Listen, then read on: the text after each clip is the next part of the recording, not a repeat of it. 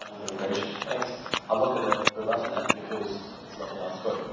However, the thing is, Kevin seems pretty confused. He didn't understand what we're talking about. Look, to do with skilled labor, yes, skilled labor, the Chinese are becoming more skilled. I'm going to talk about this issue here that he raised because most of them are pretty new analysis, so that's why we talk about now in this feature over here.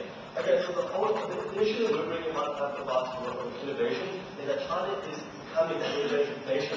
This is posing a threat to U.S. industries because the traditional role between the U.S. and China was that the U.S. was an innovator while China was a producer. They weren't competitive. Now they are competitive as posing problems in industries such as defense and job losses. They certainly do not understand at all the issue about job losses.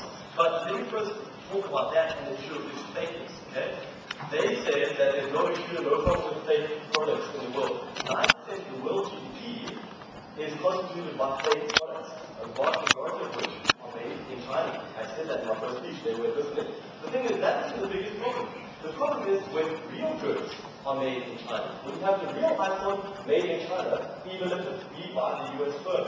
Because where then do those jobs go? Jobs which were traditionally and used to be in the US now move to China. That is the thing that they were questioning. Okay, so let me just talk about what they said. Now, their whole issue with our setup is that we need to prove the motive. The scope, the base, and let's just listen to what the motive, the motion is. This House believes that China is a rising threat to the US, not that they have a motive to attack the US. That was our scope. We proved to you clearly why they were a threat to the US. Kevin's argumentation was simplistic and it echoed on the same argumentation that the British used when they didn't want to do anything to intervene in Germany before World War II. They said, appeasement, there was no problem. This is simplistic. However, let's quickly look at this. What we said is there's an economic problem. They have leverage because they have $3.7 trillion of US currency. If they do release this, then that would be a complete devaluation of the dollar. Also, what we talk about is job losses.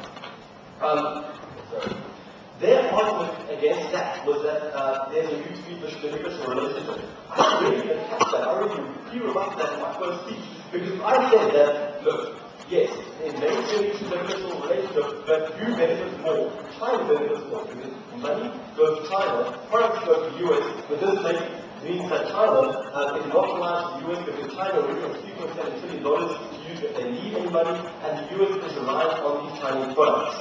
Okay. Secondly, they say that military is not a threat because we haven't proved the fact that China wants to attack and blow up the US.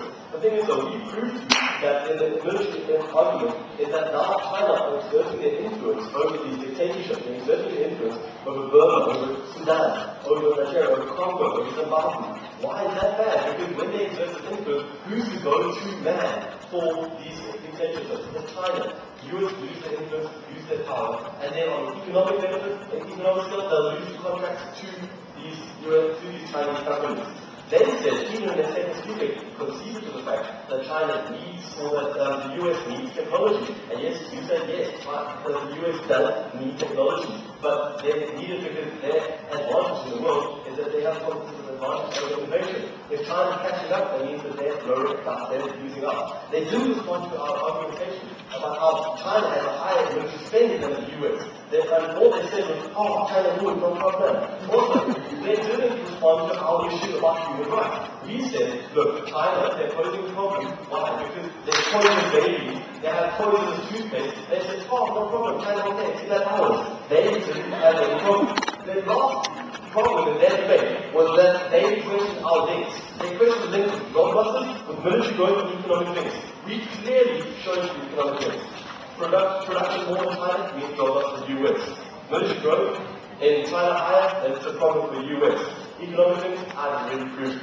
That's why, because of their failure to keep with the scope of the debate, we say